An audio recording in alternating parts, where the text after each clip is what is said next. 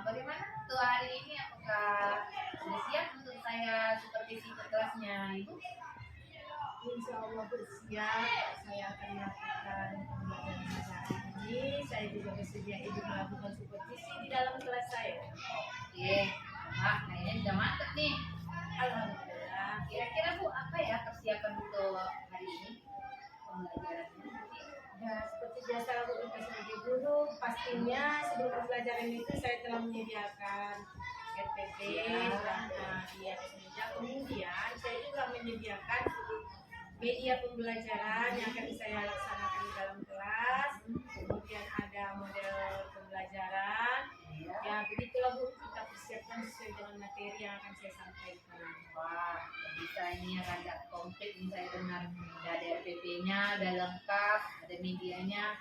Oh ya, kira-kira nanti ini kan di pembelajaran yang akan Ibu lakukan ini pakai metode dan model apa lah Bu kira-kira ya Pak hari ini? Ya, kalau metode itu pasti ada ceramah untuk metode yang umum kita pakai sebagai guru. Namun saya akan mengisahkan juga modelnya Bu. Saya gunakan model PBL yaitu problem nih. Dan di situ saya lihat model ini banyak banyak kebaikan ataupun inovasi-inovasi yang kita berikan kepada siswa. Nanti bisa lihatlah di dalam kelas nanti Bu. Oke, syukurlah Bu. Akhirnya Bu udah siap. Mudah-mudahan nggak ada kecanggungan antara kita ya kan Bu. Jadi istilahnya nggak usah kalah membebani gitu ya kan Bu. Oh ini Bu, kalau itu Ibu tadi kan pakai model PBL kan gimana siswanya nanti ya memang di waktu itu bisa sih saya lihat nanti di waktu saya di dalam apakah siswa itu kira-kira Bu rasa kalau pakai model itu tertarik nggak nanti ya? Saya juga sudah pernah melakukan itu Bu. Oh udah pernah ya. Sepertinya memang model PBL ini sangat menarik bagi anak-anak, terutama juga bagi kita sebagai guru ini ya kan Bu. Nah, nanti Bu lihat aja lah Bu di dalam kelas. Iya, kayaknya bisa menarik nih masukannya ya Bu. Iya, kayaknya menarik juga nih karena kan anak udah antusias dan bisa diterapkan gitu ya kan Bu. Oke lah, kalau begitu berarti sudah perfect lah di sana nih ya kita masuk. Insya Allah Bu. Oke Bu, terima kasih. Kita selesaikan nanti ya Bu itu pembelajaran. Terima kasih.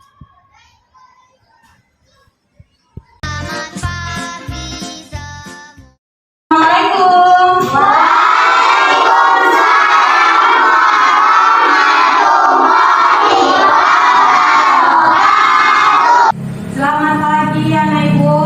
Selamat pagi Ibu. Ya, apa kabarnya hari ini?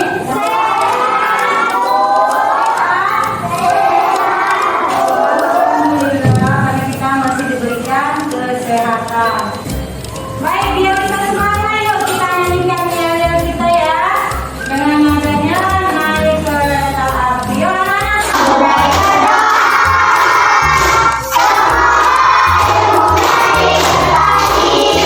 Nah, karena tadi Ibu lihat yang itu yang semangat itu si Tidan, Ibu mintakan sebelum kita mulai pembelajarannya kita berdoa seperti biasa. Tidan silakan Ibu depan.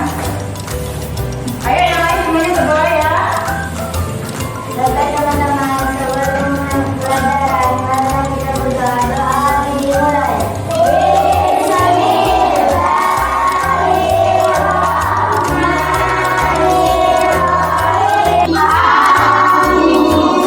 Terima kasih Jidan. Nah, Ibu dulu ngecek dulu kehadirannya. Kira-kira ada yang sudah hadir anak Ibu hari ini? Siapa yang hadir? Yasifa. Mana Yasifa ini? Ada kabarnya? Iya. Nah, ayo kita nyanyikan dulu lagu Garuda Pancasila supaya kita tetap memiliki rasa nasionalisme yang tinggi. Ya, nah, ayo semuanya kita nyanyikan. Ayo nyanyi semuanya.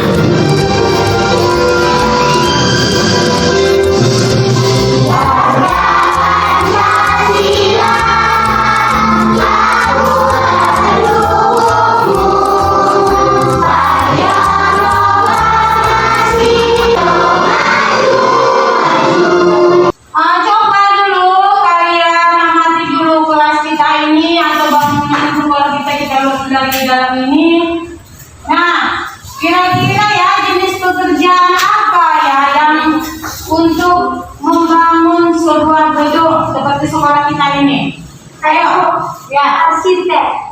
arsitek bagus. Ada lagi?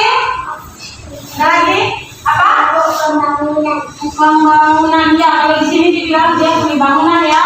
Nah, itu semua berperan dalam membangun gedung sekolah kita ini.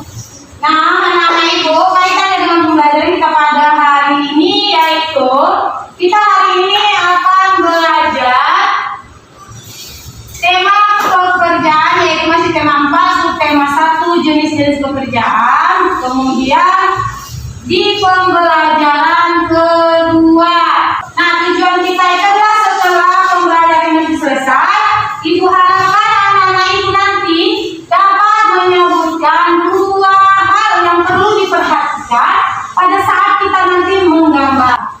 Nah, yang ketiga itu kalian nanti dapat menggambar sebuah bangunan rumah impian dan kalian dapat menganalisis sikap yang mencerminkan nilai pertama pada Pancasila. Ayo anak ibu semuanya, masih semangat? Nah, kita lihat dulu di tempat ini ada 2 buah gambar. Ingin bertanya mengenai gambar ini? Ya, Bu. Ya. Ibu, kenapa gambar nomor 1 itu mewah dan kokoh, sedangkan gambar yang nomor 2 bangunannya roboh? Iya, ada yang bisa menjawab itu. Kenapa katanya yang pertama ini bisa kokoh, yang kedua itu roboh? Yuk, nanti itu permasalahan kita ya. Kita amati dulu yuk gedung sekolah kita yang berada di luar ini. Kita amati dulu gedung sekolah kita ini bagaimana bentuknya. Ayo anak-anak ibu, mari kita keluar kelas.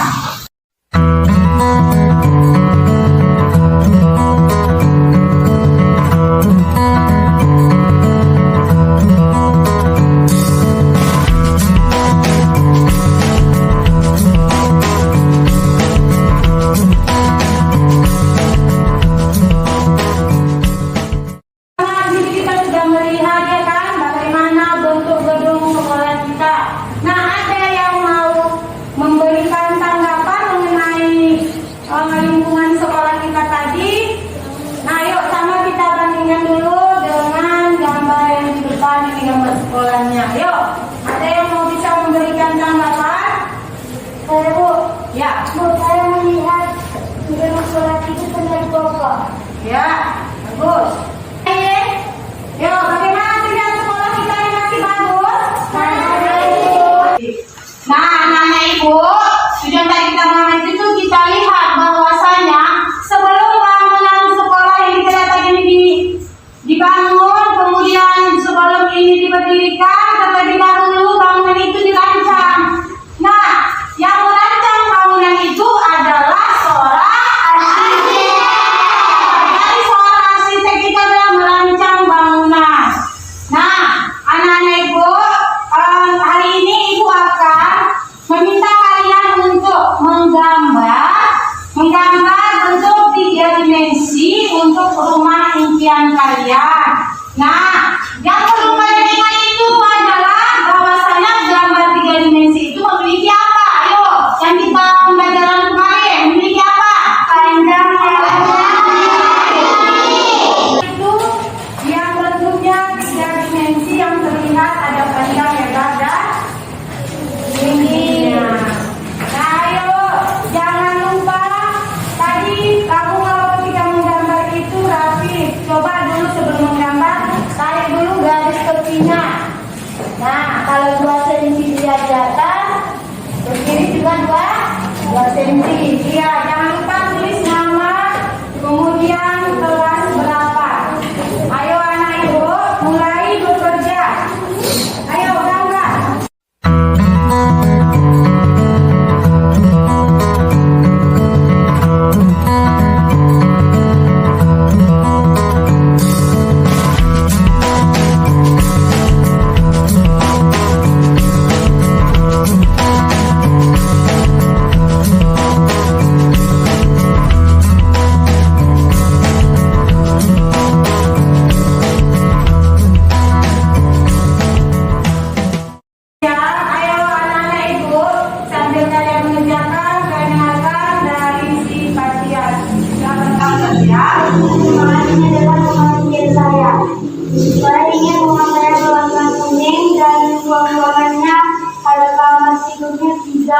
ruang tamu, ruang sholat, kamar mandi, dapur, meja makan, ruang keluarga, bersambungan depan. Terima kasih sudah menonton saya. Assalamualaikum warahmatullahi wabarakatuh. Waalaikumsalam warahmatullahi wabarakatuh. Tepuk tangan buat si Fatia. Ya, Ria, silakan. Baiklah teman, ini adalah rumah impian saya. Saya di rumah saya seperti ini, banyak jendelanya supaya udara bisa masuk ke dalam. Dan nanti di dalam rumah saya ini saya akan meletakkan dapur, ruang makan, ruang keluarga, ruang tamu, kamar, dan kamar. Nanti di dalam kamar saya akan meletakkan TV, kamar mandi, dan lainnya. Sekian, terima kasih. Iya, bagus, tepuk tangan dulu. Jadi, sifat atau sikap dari arsitek itu, jujur itu tercermin di dalam sila Pancasila yang pertama. Nah, nanti kita akan pelajari untuknya. Tapi sebelumnya, Ibu akan membagi kelompok untuk Ibu berikan LKPD-nya mengenai tabel sila Pancasila. Nah, yang pertama itu kelompok 1, Fatia Anggi Aina Viola. Nah, kemudian ini kelompok 1, kelompok 2, 3, dan 4. Ambil tempatnya masing-masing serta temukan kawan-kawannya.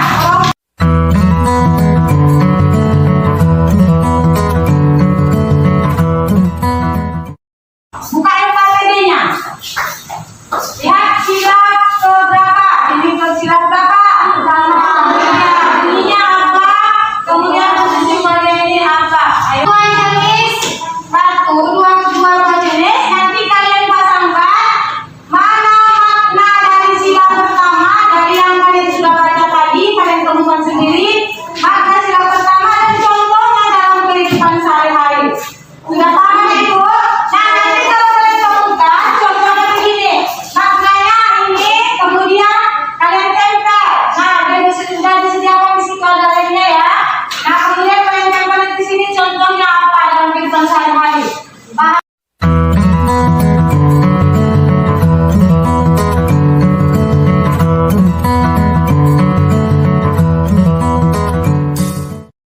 Ayo,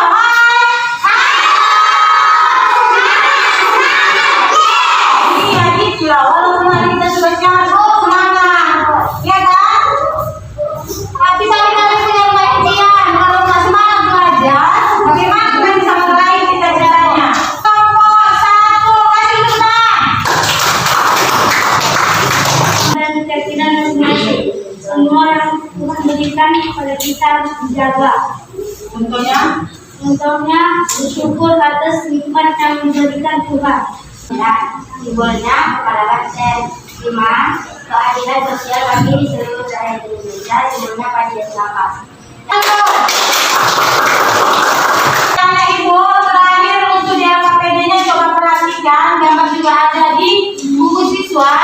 Nah, kita lihat ini juga ada di buku siswa, perhatikan.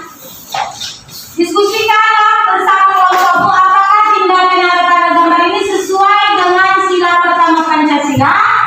Nah, jelaskan. Nah, perhatikan dulu. Yang nomor 1 ini gambar apa? Gambar orang saling menghargai.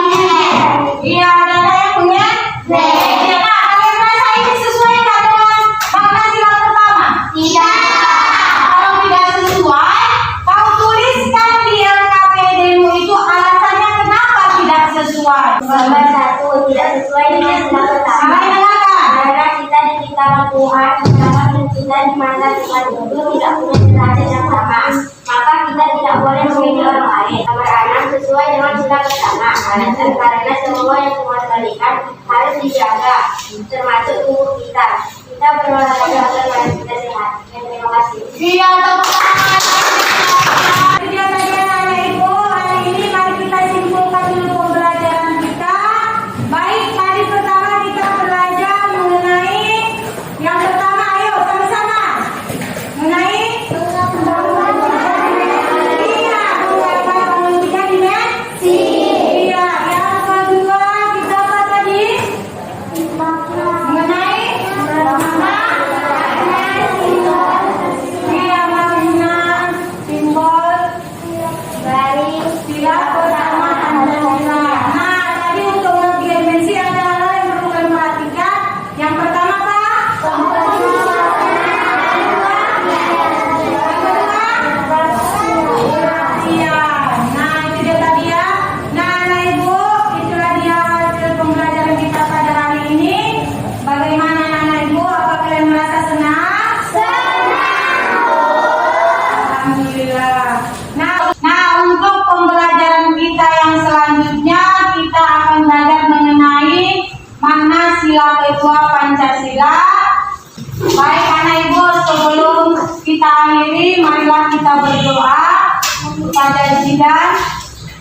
silakan. Teman-teman, kita belajar. Marilah kita berdoa. Doa dimulai.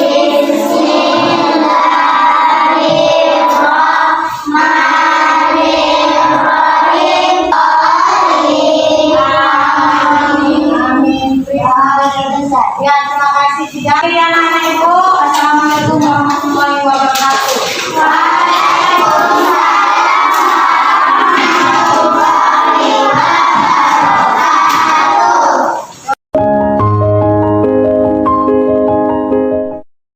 Ya, itu Bu Dina. Tadi kan Ibu sudah memperhatikan di dalam kelas, Oh, sudah melakukan iya. pembelajaran, Ibu sudah melakukan observasi di dalam kelas. Ya. Nah, kan Bu, kita sharing sedikit ya Bu ya. Iya. Tadi kan Bu, saya pertama itu melakukan pembelajaran dalam kelas itu ada dalam satu pembelajaran itu ya dalam studi. Yang pertama tadi ada IPS, kemudian saya lanjutkan ke PKN, terakhir adalah SBDP. Nah, metode yang saya gunakan itu Bu adalah PBL. Ya, Iya, jadi kan Bu tadi kan saya setelah lihat tadi yang saya lakukan itu, saya sepertinya Bu ini loh tertarik dengan metode PBL ini. Ya. Karena begitu tersusun dengan rapi. Yang pertama itu saya melakukan identifikasi masalah anak-anak yang saya suruh Bu tadi kan Bu. Iya. Saya hanya menunjukkan bangun-bangun di depan kelas itu ada gambar-gambar bangun yang utuh, kemudian ada yang dia sudah ambruk. Iya. Nah itu adalah jenis-jenis. Jadi saya hubungkan. Nah ini kenapa seperti ini bisa ambruk? Nah makanya dari itu saya katakan bahwasanya gedung ini bisa dia berdiri dengan megah itu kan harus dirancang terlebih dahulu. Nah di sini kami lebih memperkenalkan pekerja kita adalah seorang arsitek.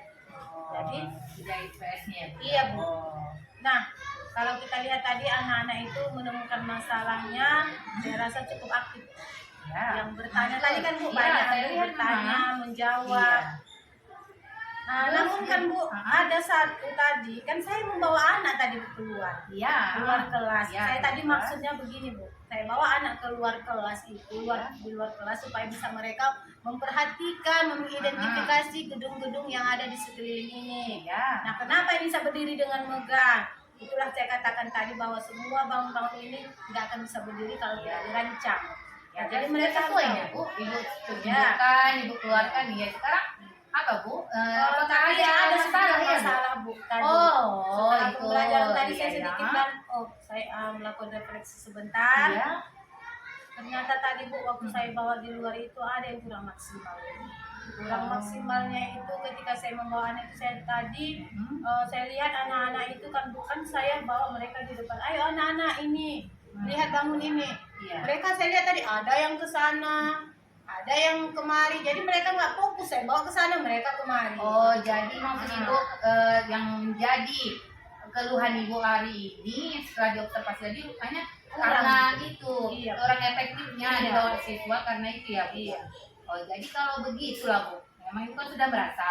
Dan saya pun tadi setelah mengamati hasil pembelajaran yang Ibu lakukan, saya juga memang ada, saya lihat seperti itu. Cuma karena Ibu juga sudah mengadukan keluhan ini ya kan Bu. Iya. Kalaulah Ibu sendiri, menurut Ibu apalah Bu yang cocok dilakukan karena anak itu tidak terkondisi dengan Iya. baik saat dibawa keluar. Nah, itulah saya tanya. Tadi saya berpikir sebentar apalah ya kira-kira solusinya gitu kan, Iya. ya, supaya anak-anak ini bisa terkoordinir. Kemudian Hanya saja ibunya mungkin lupa ya, biasalah kita manusia ini kan tidak luput Iya, dari ada kesalahan ya kan? Jadi nggak usah kepala gaduh Bu. Memang itu nanti untuk berikutnya kan jadi Iya. pembelajaran untuk kita. Oke lah Bu, kalau seperti itu kan Ibu udah dapat solusinya nih. Dan itu Ibu sudah permasalahannya sudah terpecahkan dan siswanya nanti bakal ke depannya bakal lebih baik. Lalu bagaimana nih perasaan Ibu setelah Ibu sharing sama saya dan Ibu pun merasakan bahwasanya oh ya harus kayak gini aku gimana itu Bu perasaannya? Apakah sudah enak, sudah lepas atau gimana? yang pastinya Bu, dengan Masih Ibu datangnya ke kelas saya, memperhatikan saya melakukan pembelajaran baik di dalam kelas maupun di luar kelas, itu satu semangat bagi saya, motivasi. Artinya saya motivasi dari diri saya merasa bangga karena Ibu sudah bisa memberikan saya masukan dan memperhatikan cara saya mengajar. Nah, kalau ada sisi baiknya, saya merasa itu adalah saya sudah melakukan terbaik. Nah, kalau jika ada kekurangannya, saya menjadikan introspeksi, refleksi diri saya untuk bisa lebih baik lagi mengajar anak-anak ini di dalam kelas. Nah, dan sini juga Bu, tadi pun nanya perasaan saya senang. Iya. Saya juga adalah permintaan sama Ibu. Iya. Nanti kan Bu setelah ini ya, namanya kan Bu guru penggerak ini banyak ilmunya. Bu, sama kita, Bu. Nanti Bu rajin-rajin lah datang ke kelas saya, Oke, Bu. Bu, kalau memang nanti Bu Iya. ingin saya masuk, saya masuk. Karena tadi pembelajaran yang Ibu lakukan setelah saya observasi pada saat supervisi tadi, memang itu kelas sangat menyenangkan. Saya rasa Iya. kalau bisa saya itu jadi siswa dulu gitu, merasakannya Iya. gitu. Memang bagus, cuma hanya tadi memang banyak yang merasakan hambatan itu tadi. Kurang Syukur alhamdulillah sudah dapat solusinya, dan mudah-mudahan Ibu sekarang merasa sudah tenang lah, sudah lega, sudah tahu lah ke depannya gimana. Iya, itu karena Bu Bagaimana? Siti sudah masuk ke dalam kelas saya. Oke lah Bu, sama bisa. Oke, deh Ya, ya. Makasih ya. ya Bu atas waktunya Bu. Iya, saya juga terima kasih ya sarannya. Terima kasih kepada Ibu Siti sudah melakukan coaching terhadap salah satu guru di sekolah ini. Baik, dari hasil pengamatan saya selama proses coaching dari awal sampai hingga akhir tadi, seluruhnya saya rasa sudah sangat baik karena Ibu Siti sudah menggunakan paradigma berpikir coaching, di mana Ibu Siti sudah fokus, artinya sesungguhnya hadir dalam sesi pertanyaan wawancara tadi. Kemudian Bu Siti juga sudah menggunakan pertanyaan-pertanyaan yang begitu berbobot yang menggali segala informasi dari dunia. Kemudian juga Ibu Siti juga sudah mendengarkan segala, menggunakan keterampilan mendengarkan yang terbaik, mendengarkan segala jawaban dari mungkin hanya itu yang bisa saya sampaikan. Terima kasih.